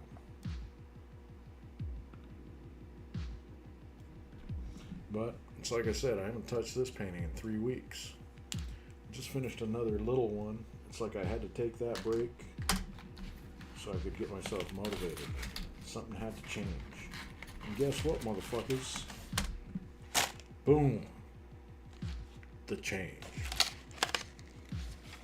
That was fucking nerdy. Alright, so we're on to that. Homegirl here is finished. I may do a little bit more hair detail, but that's about it. She, however, is signed. She's done. She's going to go up on the wall with her own brothers and sisters over yonder. And I'll finish this. Hopefully in short order. The fellows will be up there with them. In any case, we did have quite the nice evening tonight. Did a little bit of dramatic newsreel. Gotta listen to that shit. And I did start off with Galaga, where I wound up heating up quite nicely. Fucking slayed. Are you kidding? Slaying that shit. So many bugs. Fucking died for my own entertainment. Okay. So, this is the point where I'm about to let you know we are calling it a night. My man is thoroughly satisfied with how the paintings have gone. I am more than satisfied with our broadcast in terms of, you know, some crazy news stuff. Not as entertaining as Bondi to me. With her, the Dow. Watching her friggin' crash out in front of a whole room of people who, you know, I mean, they know what's up. Bondi, I don't know how aware she is of, you know, the fact that she's covering for a guy who has to sound it out when he reads. Sounds it out like fucking second grader. I will not drop that point. Because there'll be people trying to talk him up to me. I'm at war on Facebook with a asshole that thinks he's my relative. Oh, but there's another yawn taking me to glory. But yeah, the paintings are starting to get all nice and dimensional to the point where I've got some drawings planned coming up. I know I keep talking about my buddy's tattoo that I'm going to be making. Gonna get to that for damn sure. And, you know, the gentleman, I think there was enough of a break in the action here that proceeding, I'm going to know exactly how to throw down. We're back in business. All right. Oh, and, you know, kind of a tentative announcement. I believe in the next week or two, I'm actually going to have my first broadcast guest. We're trying to make a little setup so that I can have somebody doing co-hosting discussions, have another personality in the mix. Because really, I'm fine with just, you know, blah blah blahing. But at the same time, realistically, got to increase my reach, got to increase the audience. People know people, and so we're going to start doing that. Plus, I think the person that I've chosen to include has quite an interesting number of views on a many number of subjects, many of which we coalesce. So, yeah, that's where I'm leaving it tonight. Thank you to anybody who showed up. Oh, and also, I'm going to start broadcasting on Kick as well. So, Kick channel is actually up. I wasn't able to get it running today, but it's there. And so I'll probably upload this later to there. Anybody who, you know, comes across it, if you enjoy what you're seeing, give me a like, subscribe, follow, whatever you need to do. And I appreciate your time. And hopefully everybody has a good rest of their night. Stay away from the bastards. Fuck ICE. Do not answer your door. And you guys take it easy.